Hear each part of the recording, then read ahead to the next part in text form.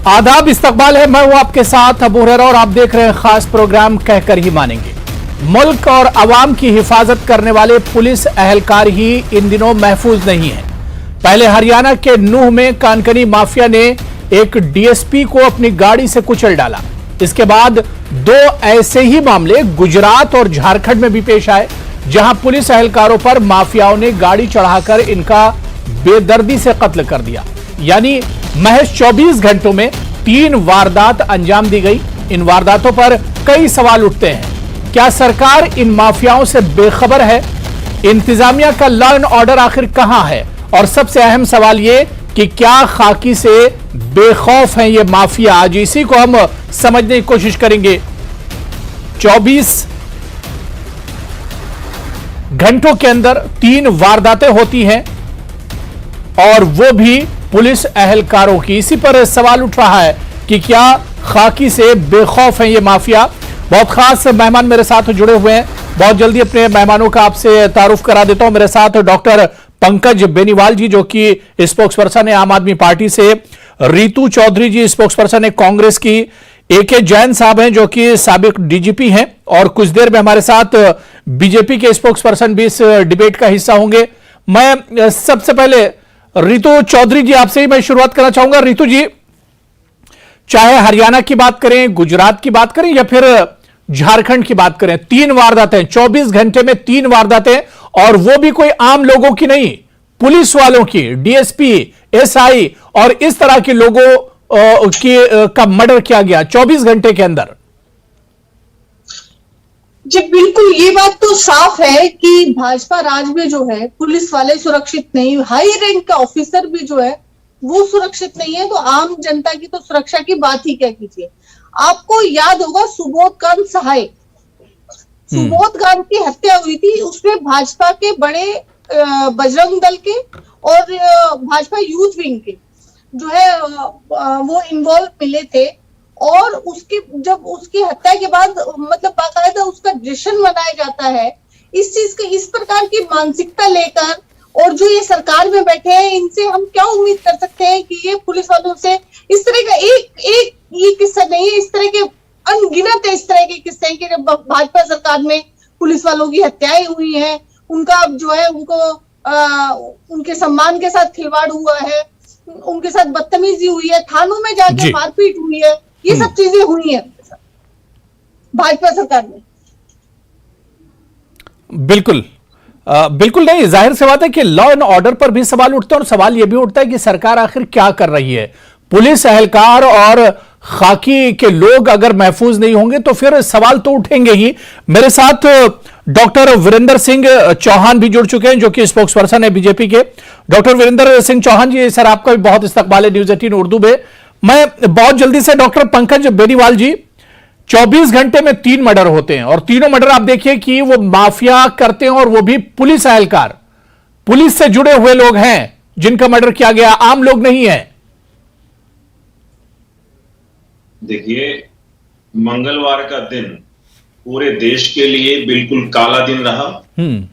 DSP Surendra Singh ji Haryana से, महिला दरोगा संध्या टोपनो जी झारखंड से, किरण सिंह जी जो कांस्टेबल है गुजरात से, 3 जगह से 3 पुलिस कर्मियों की, इतने बड़े बड़े आला अधिकारियों को कुचल दिया जाता है माफियाओं के द्वारा। तो ये माफिया चला कौन रहा है? ये माफिया सरकार ही चला रही है। सरकार के दबाव में ये सारे काम हो रहे हैं। अब ऐसे ही ये 3 मामले हमने सिर्फ मंगलवार को देखे, एक ही दिन के अंदर 3 मामले। उससे पहले अनगिनत मामले ऐसे हैं जो कि आला अधिकारियों पे हो चुके हैं। जैसे कि 2010 में हम बात करें, एसडीएम अश्वनी मैंगी पर हमला हुआ था बिलासपुर में। 2011 में माइनिंग फाइनेंस जो कमिश्नर है हमारे श्री युद्धवीर सिंह जी, उन पे पथराव हुआ था। प्रतापनगर के एसएचओ को बाबेपुर में हमला किया गया था। 2014 में कलानौर चौकी के जो प्रभारी रहे अशोक कुमार और कांस्टेबल बलवान सिंह, उन पे हमला हुआ। 2015 में एसडीएम प्रेमचंद जी और सीटीएम नवीन आहूजा पर जगाधरी में ट्रक चढ़ाने की कोशिश की गई। 2020 में सडोरा में अतिरिक्त जो उपायुक्त कम आरटीए जो सचिव रणजीत कौर हैं, उनके गनमैन को गन पॉइंट पर उनसे ट्रक छीन लिया गया। 2022 में ये देखो, अब 3 हमारे सामने रहे। 2019 के अंदर पुलिस टीम पे हमला किया गया, वही नूह में, और 2 पुलिसकर्मी वहां पर घायल हुए। बहुत सारी एफआईआर वहां पर लोगों पर दर्ज हुई, 60 से 70 लोगों पर, लेकिन कोई उसके आगे कार्रवाई नहीं हुई। ये सत्ताधारी पार्टियां, बीजेपी है या पूर्व में कांग्रेस भी रही हो, उनके राजकाल में भी ऐसा सब कुछ होता रहा है। ये लोग सिर्फ एफआईआर करते हैं, पंकज जी, छोटे नुमाइंदों को पकड़ते हैं, ड्राइवर जैसे लोगों को। नहीं, बिल्कुल पंकज जी, सरकारों पर सवाल जरूर उठेंगे, और जब आप इस तरह से तारीखें गिनवा रहे हैं और इस तरह की वारदातें गिनवा रहे हैं, तो अभी हालिया दिनों पंजाब में जो कुछ हुआ मूसावाले के साथ, उसका भी जिक्र कीजिए आप।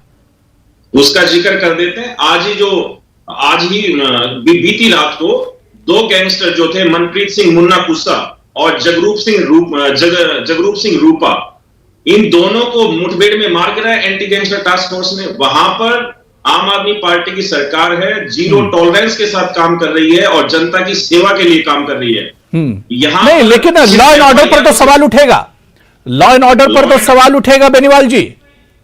लॉ एंड ऑर्डर पर सवाल जरूर उठेंगे। वहां पर आम आदमी पार्टी की सरकार बने 3 महीने हुए, यहां पर 7 साल से हरियाणा के अंदर बीजेपी जेजेपी की सरकार है। लॉ एंड ऑर्डर का हाल देखिए कितना बुरा है, जंगल राज, गुंडा राज हरियाणा के अंदर है। देश के अंदर बीजेपी की सरकार पिछले 7 साल से काबिज है, 7-8 साल से काबिज है, लेकिन फिर भी झारखंड और गुजरात में तो बीजेपी की सरकार लगातार वहीं पे 25 सालों से राज करती है, 25-30 सालों से राज कर रही है। उसके बावजूद वहां पे कांस्टेबल किरण सिंह की हत्या कर दी जाती है। ये किस तरह का लॉ एंड ऑर्डर बीजेपी सरकार? मैं डॉक्टर वीरेंद्र सिंह से इसका जवाब ले लेता हूं। डॉक्टर वीरेंद्र, जिस तरह से चाहे अरविंद केजरीवाल हो या हुड्डा जी हो और कांग्रेस, सबने लगातार सरकार पर सवाल उठाए कि आखिर ये हो क्या रहा है। गुजरात से लेकर हरियाणा और उसके अलावा झारखंड में जो कुछ हुआ, इस पर सवाल खड़े होते हैं। हरियाणा में डीएसपी, आप देखिए कि माफियाओं के हौसले कितने ज्यादा बुलंद हैं, दिन दहाड़े डीएसपी पर गाड़ी चढ़ा दी जाती है। देखिए, आप जब ये कहते हैं कि कहीं माफिया के हौसले बुलंद हैं, तो वो कहीं कोई एक राज्य में अपराध की घटनाएं हो रही हूं, ऐसा नहीं है जी। अपराधी वो पंजाब में भी आपको इस हौसले में दिखता है कि वो आधा दर्जन या उससे भी ज्यादा हथियार लेकर एक जाने माने गायक और वहां के कांग्रेस के नेता सिद्धू मूसेवाला की हत्या कर देते हैं। अपराधी जिसने हरियाणा में हमारे एक पुलिस अधिकारी पर अपना डंपर चढ़ा दिया, वो भी अपराधी है। अपराधी वो भी है जिसने पंजाब में ऐसी घटनाओं को अंजाम दिया। अपराधी जो झारखंड में, जहां भाजपा की सरकार नहीं है, वहां अगर कोई अपराध करता है, वो भी अपराधी है। तो आइए इसको दलगत राजनीति का विषय बनने से और बनाने से थोड़ा सा परहेज और गुरेज करें और ये तय करें कि अगर कहीं अपराध हो रहा है तो सब एक सुर में मिलकर, सब राजनीतिक दल अपराध को अपराध और अपराधी को अपराधी कहें। आम आदमी पार्टी के हमारे मित्र कुछ ऐसा चित्र खींचने की कोशिश करते हैं, ऐसी तस्वीर बनाने की या पेश करने की कोशिश करते हैं मानो इनके राज में तो बिल्कुल रामराज आ गया है, जैसे शांति। वीरेंद्र सिंह जी, माफियाओं ने तो अपना काम कर दिया। सुनिए, नहीं, मेरा सवाल यह है कि एक कीमती जान चली गई, डीएसपी की कीमती जान चली गई, पुलिस वालों पर ये हमले हो रहे हैं, और उसके बाद आप ये कह रहे हैं कि अब इस पर सोचना चाहिए। पहले कहां थी आपकी सरकार? पहले आपका लॉ एंड ऑर्डर कहां था? सुनिए, मैं बता रहा हूं, जरा सुनिएगा, पूरी नहीं बात हुई ना मेरी अभी। हम लोग, ऋतु जी आ रहा हूं, वेट कर लीजिए जी। हम लोग मुस्तैदी के साथ लॉ एंड ऑर्डर को दुरुस्त करने के लिए हर संभव उपाय इंतजाम कर रहे हैं। जहां ये दुर्भाग्यपूर्ण घटना हुई नूह में, वहां पर भी लगातार ऐसे अपराधियों को नाथने के लिए, उनको बांधने के लिए हमने कार्रवाई की है। वो जान चली जाने के बाद, जान चली जाने के बाद अगर आप मेरी बात पूरी नहीं होने देंगे तो आपकी मर्जी, आप कर सकते हैं। नहीं, मैं ये कह रहा हूं, मैं वीरेंद्र जी ये कह रहा हूं कि जान चली जाने के बाद। आपने कह दिया ना, आपने कह दिया, मैं उत्तर तो मैं दूंगा ना, मेरी जगह आप उत्तर नहीं दे पाएंगे, मैं उत्तर मुझे देना है। मैं ये कह रहा था आपको, आपने मेरी बात पूरी नहीं होने दी। उस क्षेत्र में, उस जिले में, अकेले नूह जिले में गलत काम करने वाले गैर कानूनी माइनिंग जैसी गतिविधियों में संलिप्त लोगों के खिलाफ हमने पिछली एक छमाही में 250 मुकदमे दर्ज किए हैं। इतने ही लगभग व्हीकल्स इंपाउंड किए हैं। भाई कार्रवाई कर रहे हैं। और हमारे पुलिस अधीक्षक जो जिनकी कुर्बानी हो गई, जो बलिदान हो गए, उनसे लड़ते हुए वो ड्यूटी पर थे, ड्यूटी कर रहे थे, अपराधियों को रोकने के लिए वहां तैनात थे। ये इस बात का प्रमाण है कि हमने हाथ नहीं मिला रखे गुंडों से, बदमाशों से। हम उनके खिलाफ लड़ रहे हैं और कहीं कुर्बानी भी होती है तो उसके लिए भी तैयार हैं। एक वाक्य और बोल लेने दीजिए मुझे कि अगर कोई गैर कानूनी तत्व, कोई असामाजिक तत्व, कोई आपराधिक तत्व वो किसी अधिकारी पे हमला करें, कोई HCS, IAS, IPS या कोई स्टेट पुलिस का ऑफिसर हो या कोई सिपाही हो, उस पर हमला करें या साधारण नागरिक पर, किसी पत्रकार पर, किसी बिल्कुल कॉमन मैन जिसको कहते हैं गांव का किसान, उस पर हमला करें, कानून की निगाह में अपराध है और हर ऐसे अपराधी को नाथने के लिए हम प्रतिबद्ध हैं। हमने इस मामले के दोनों आरोपियों को पकड़ा, एक को गोली मार के जेल में ठूसा, दूसरे को राजस्थान से पकड़ के लाए। चलिए ठीक है, मैं जैन साहब बहुत देर से वेट कर रहे हैं, मैं जैन साहब के पास जाऊंगा, लेकिन उससे पहले रितु जी बहुत मुख्तसर में अपनी बात कही है। बेनीवाल जी मैं उसके बाद आ रहा हूं। रितु जी, मैं वीरेंद्र जी से ये बात पूछना चाहती हूँ। अभी इन्होंने एक बात बोली कि अपराध को अपराध कहे और अपराधी को अपराधी कहे, तो क्या भाजपा अपराधी को अपराधी कहेगी कभी, या अपराध को अपराध कहेगी? ये काबिल ऑफिसर का हत्या कर देते हैं, उसके बाद ये जश्न मनाते हैं। इनकी ये घटना का एक जिक्र करना चाहूंगी, 2020 की है। लखीमपुर में इनके विधायक जो है दिन दहाड़े वहां पे ईव टीजिंग के उस पे आरोप पे उस विधायक के पुत्र को जो है जेल में वहां पे थाने में रखा गया था। वो पूरे गाजे बाजे के साथ गए, वहां पर जो है थानेदार की बेइज्जती करी, उसे मारा पीटा और अपने लड़के को और बाकी साथ जो उनके साथी थे उनको लेके निकले और उसके बाद ढोल ताशे बजा के उसका जश्न मनाया। इस तरह की क्या ये अपराधी को अपराधी कहेंगे क्या? ये हमें बोलते हैं कि ऐसे में तो अपराधियों को और ज्यादा हौसला मिलता है। बिल्कुल, मैं अपराधियों हम किसी अपराधी को संरक्षण देंगे नहीं और अपराधियों से साठगांठ करने वाला किसी भी नहीं, मैं दोबारा से आऊंगा। देखिए डॉक्टर वीरेंद्र, मैं दोबारा से आऊंगा, मैं बेनीवाल जी दोबारा से आऊंगा। एक जैन साहब बहुत देर से वेट कर रहे हैं।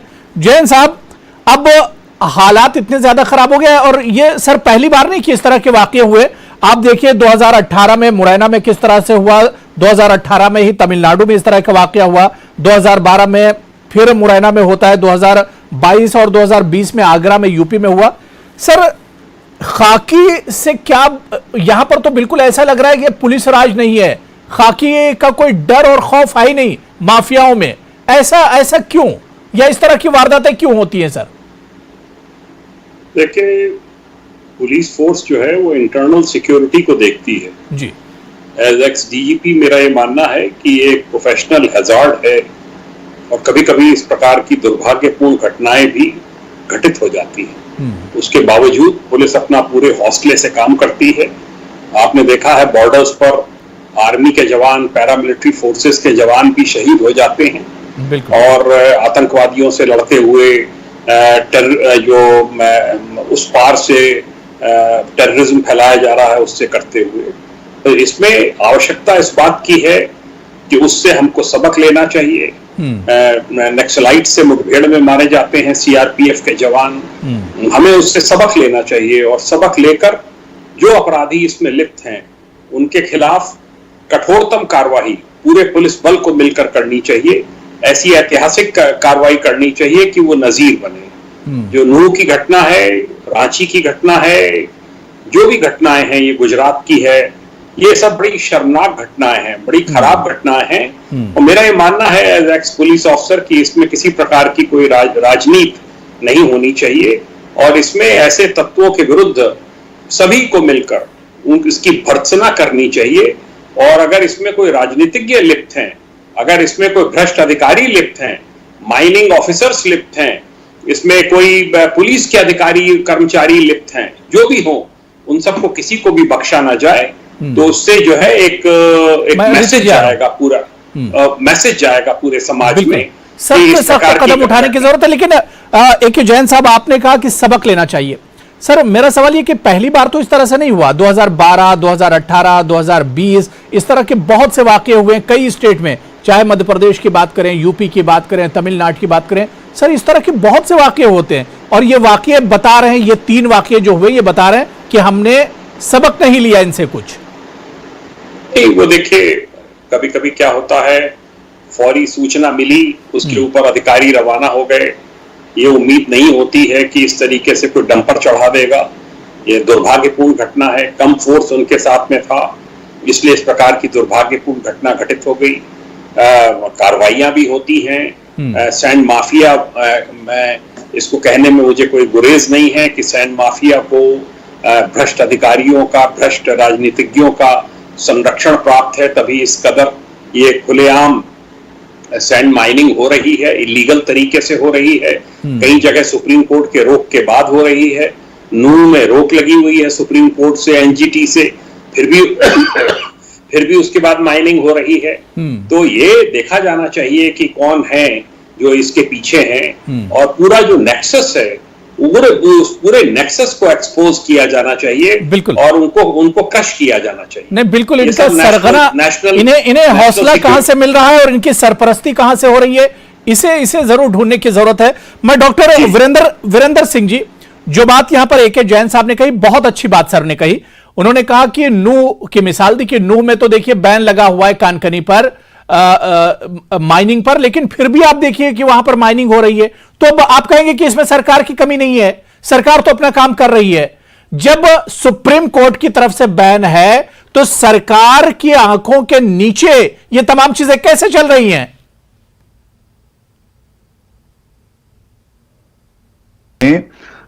जहां ये घटना हुई है उस इलाके में सुप्रीम कोर्ट की तरफ से, NGT की तरफ से माइनिंग पर बैन है। वहां कोई ऑफिशियली माइनिंग नहीं कर सकता, लेकिन वहां के जो स्थानीय ग्रामीण हैं उस इलाके में रहने वाले, वो छिटपुट इस तरह की माइनिंग की गैर कानूनी गतिविधियों में मुलविस रहते हैं, वो इनमें शामिल रहते हैं। और लगातार पुलिस फोर्सेस हमारे और जो माइनिंग का डिपार्टमेंट है और जो संबंधित महकमे के लोग हैं, वे चीजों पर निगरानी रखते हैं, निगाह रखते हैं।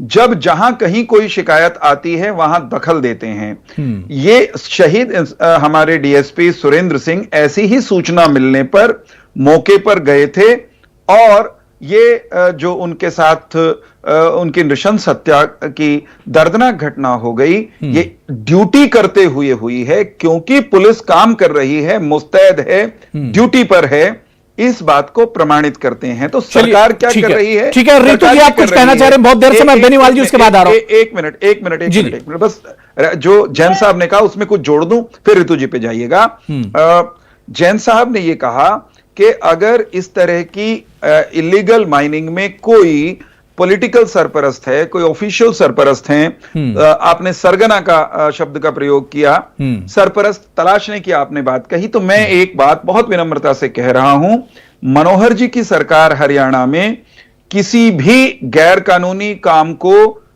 उसकी सरपरस्त नहीं बनती, उसको शय नहीं देती। हम इस घटना में शामिल अपराधियों को पकड़ चुके हैं, और न्यायिक जांच और पुलिस की जांच के अंत में अगर इनके साथ मिले हुए कोई गिरोह होंगे, इनके सरपरस्त कोई होंगे, यकीन मानिए, विश्वास कीजिए, हम उनको पकड़ेंगे, जेलों में ठोकेंगे, और जो एग्जाम्पलरी पनिशमेंट की बात की है जैन साहब ने, उस तरह का एग्जाम्पल हम इस मामले में सेटल करने वाले हैं। चलिए ठीक है, रितु चौधरी जी बहुत जल्दी से जवाब दीजिए, उसके बाद बेनीवाल जी मैं आ रहा हूं जी। बहुत जल्दी से जवाब दूंगी। मेरे सम्मानित साथी बहुत अच्छी बातें कर रहे हैं, बहुत जो है बातें उनकी लक्ष्यदार हैं। मैं उनसे एक सवाल पूछना चाहती हूँ, और मैं सबसे ये सवाल पूछना चाहती हूँ, अभी ऑफिसर ने भी बोला कि 50 FIR दर्ज हो जाती है, उसके बाद कार्रवाई क्यों नहीं होती है? देखिए, दो बात हो सकती है।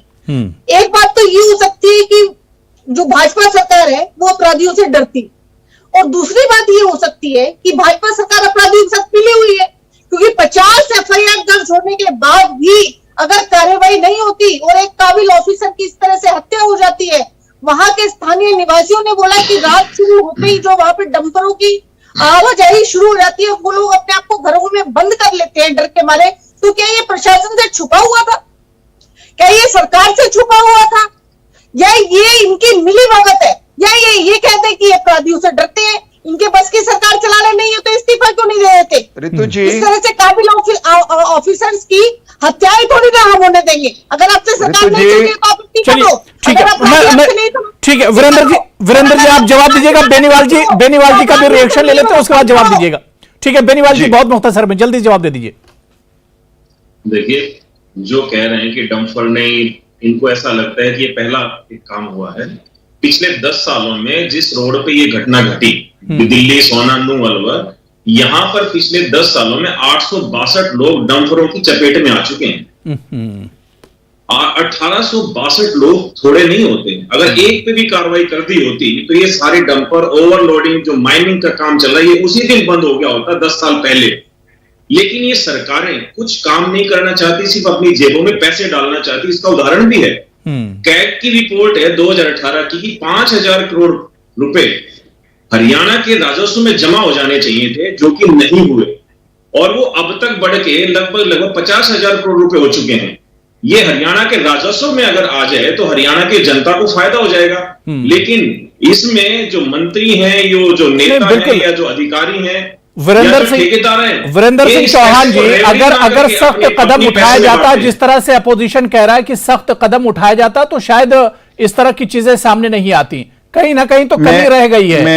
मैं बहुत विनम्रता से कह रहा हूं, अगर एक बार मैं कह दूं कि इनके बारे में इसको नहीं, जवाब दीजिए वीरेंद्र जी, जवाब दीजिए। काम नहीं है, ये चुप होंगे तो मैं बोलूंगा। मैं ये कह रहा हूं कि कड़ी से कड़ी कार्रवाई, सख्त से सख्त कार्रवाई का पक्षधर मैं भी हूं, आप भी हैं, प्रतिपक्ष के लोग भी हैं।